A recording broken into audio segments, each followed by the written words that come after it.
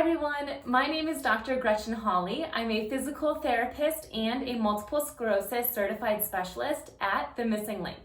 My favorite type of exercise is functional strengthening exercises. What this means is taking something that is hard for you to do, such as walking or getting up from the ground or standing up from a low surface, and break that activity down into as many components as possible. And then those components are the exact exercises that you should be doing as part of your strengthening program. So let's jump into it. What we're going to be doing today are exercises that are designed specifically to help you stand up out of a low surface, or really any surface for that matter. First, I am going to explain and demonstrate the exact exercises we'll be doing, and then we're going to do the exercises together. Make sure that you have a stable chair without wheels in order to do these exercises. We want to maintain our safety while getting stronger. One thing that most people don't understand is that standing up from any surface is not just one big swift movement.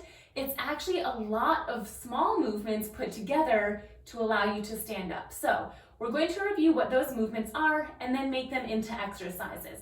So let's first assume that I'm just sitting in a relaxed position.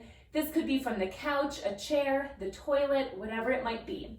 In order to stand up, the first thing I need to do is sit up tall. I need to have the core strength to bring me from a relaxed slouched position to a tall sitting position. I then need to have the core and hip strength to scoot myself forward. Then I need to have the leg strength to bring my feet out in front of me and flexibility in my inner thighs to make sure I can get my feet wider. Then we have to shift our weight forward so our shoulders come over our toes, and then we stand up. So there are exercises that you can do for each of these. Follow along with me. The first exercise is sit-ups. So what I want you to do is sit back in your chair. Again, ideally you are not sitting in a chair that has wheels on it. So you're sitting down in a chair or a couch and just relaxed up against the back of the chair. And for our sit-up exercises, we're going to sit up tall, away from the back of the chair, and then slowly recline again, and then sit up tall. So we'll do 10 of these. All right, so let's start with number 1 together. So sit up tall, and then slowly recline. That's 1. And again, sit up tall, and recline. That's 2. So keep going at your own speed. If this feels too challenging, then scoot further back towards the back of the chair. And if this feels too easy, well, then you can actually do this exercise a little bit further away from the chair so you have a further way to go to pull yourself up. And down, that's 6, and sit up. Ideally, you're not using your hands to pull on your legs at all. You're just using your core muscles. 7. Also, to make this easier, you can reach forward if you want. 8, 2 more. And up, this is 9. And back, and 1 more, 10. And slowly recline. The next thing we need to do in order to scoot forward,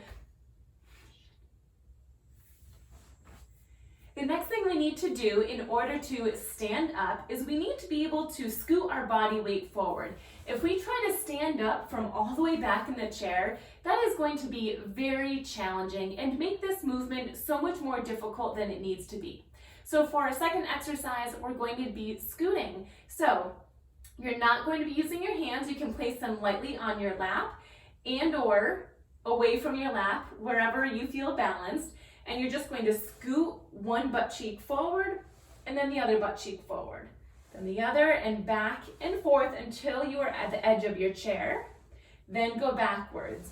Scoot back, back, back, and back. So for me, it's about 2 forward on either side and then 2 backwards, but your chair might be different than mine. Regardless, we're going to be doing 10 scoots right now. So sit up nice and tall, keep your core muscles tight, and when you're ready, scoot one butt cheek forward, scoot, then the other side, scoot, and keep going until you're at the edge. I actually got 3 in on each side this time. Now go back, back. So nice, slow, and controlled. And again, go forward. So we're really taking our time and going slow with this. And one thing that's important to note is that in order to scoot successfully, you need to be able to shift your body weight.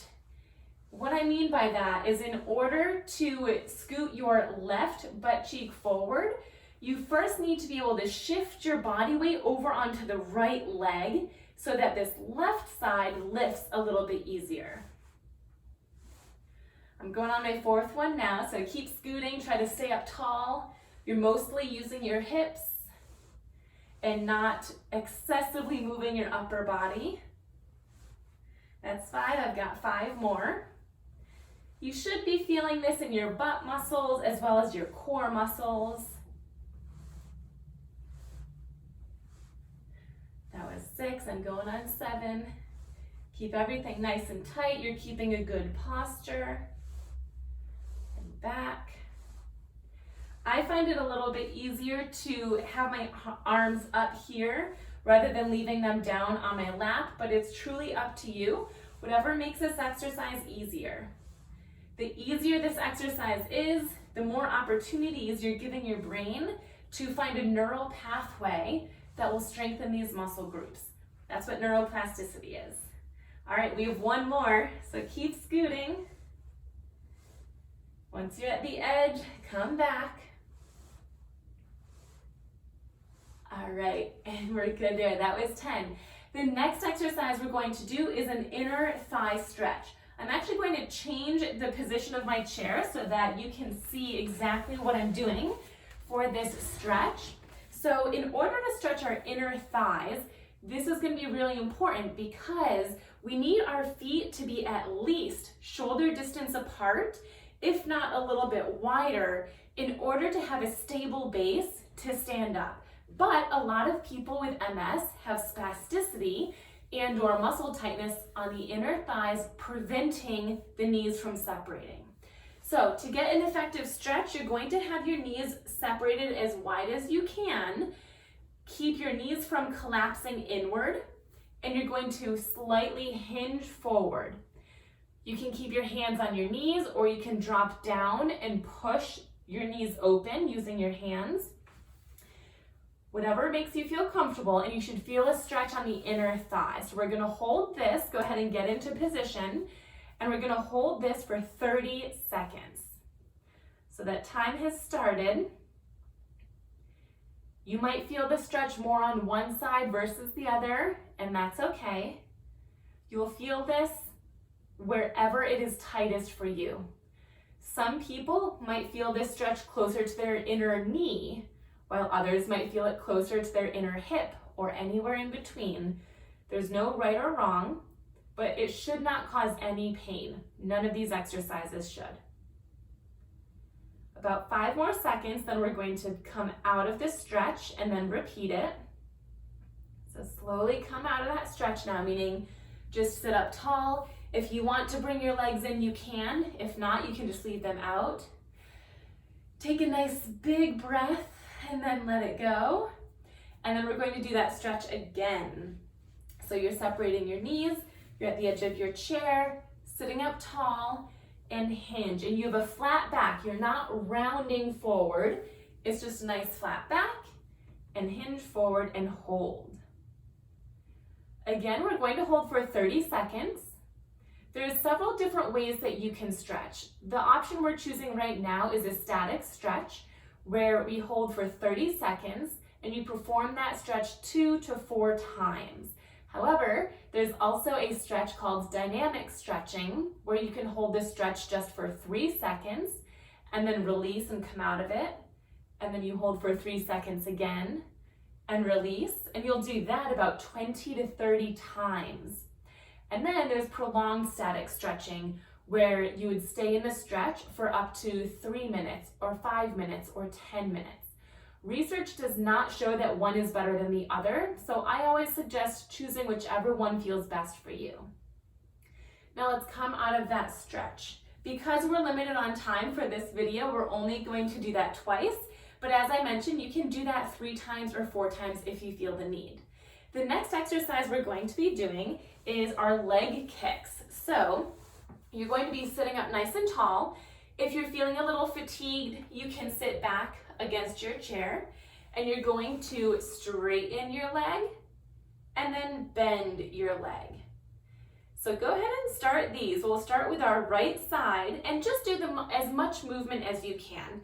It doesn't need to be as much as I'm demonstrating here. I'm trying to exaggerate the movement, but you're going to straighten it as much as possible, slight pause, and then bend it as much as possible. And keep going. The reason we need to do this one is because we need to be able to bend and straighten our knee in order to get into the proper position to stand up.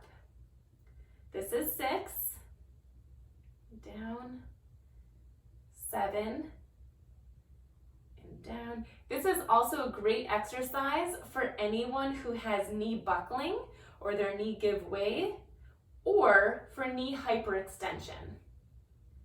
All right, one more on this side. You should really feel these muscles working, as well as the back of your thigh, and relax. Next, we'll do the other side. So go ahead and straighten that knee, and then bend the knee as far as you can. One way to make this exercise a little bit easier is to put something slippery underneath your foot. That way you can slide your foot forward and then slide it backwards. And forward. You don't have to worry too much about what your ankle is doing right now. That's for a different exercise. For now, we're mostly just focusing on this knee. And straighten, this is 6. And back. 7. Again, you should feel the muscles on the top of the thigh when you're straightening and the back of the thigh when you're bending. 8, 2 more. Straighten and bend, 1 more. And I will just leave you with this note for this exercise. This is one of the most challenging exercises for people with MS because quad and hamstring weakness and tightness is a very common thing that a lot of people with MS have. So if that was really challenging for you, have no fear. I'm sure you're in good company. The next exercise that we are going to do is our hinges. So we're going to hinge forward and stand up. So I'm actually going to demonstrate this for you from this side so you can see my back positioning. What I'm going to have you do is start seated at the back of your chair. And we're first going to put everything that we've done so far into practice. So you're going to sit up tall, then you're going to scoot forward, then you're going to make sure your knees are wide enough apart, and then straighten your knees so they are in a good position. And you should be now at the edge of your chair with your knees nice and wide, and your knees are still bent. The further away they are, the harder this will be. So bend your knees a little bit more. Now from here, we're hinging and standing. So what that looks like is this. Hinge forward, get your shoulders as far forward as you can, and then straighten your knees. And this is actually going to be 2 exercises in one, because once you're standing up, then we have to sit back down. So watch both me standing up and sitting down. As I mentioned, standing up is a hinge and then straighten the knees. And to sit down, you're going to hinge first, then bend your knees all the way until your butt touches, and then you can sit up tall. Where most people go wrong and plop down, it's because their shoulders come back too quickly. So as best as possible, I want you to stay with me as we do this exercise. We're going to do 10, follow along if you can. Arms are forward, core is tight, hinge and straighten those knees. Then hinge and slowly bend, then sit up tall.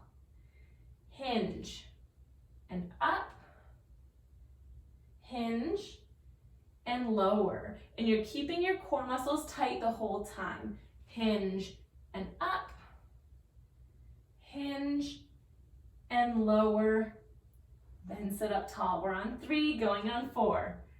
And slowly up. Hinge and slowly lower. And sit. Hinge and stand. Hinge and lower. That's 5. If your arms are getting tired, just shake them out. And or you can reach further down and up. Hinge, lower, sit up tall. We have 4 more. Hinge and straighten your legs. Then hinge, bend your knees. Then sit up tall. Hinge and straighten. Hinge and lower. 2 more. Hinge and up. Hinge, lower. Last one. Hinge and straighten your legs. Hinge, slowly bend your knees, and then sit up tall. Great job. I know that those exercises can feel tedious and pretty challenging at times, but you are on your way to getting stronger with standing up off of any surface, but especially lower surfaces. If you're looking for more functional exercises like this one, consider checking out my online MS wellness program, The Missing Link. This is where you can find more exercises just like this for strengthening, stretching, balance, and walking, along with guidance and support. I also have a YouTube channel and a Facebook group, so feel free to check those out if you're looking for additional resources.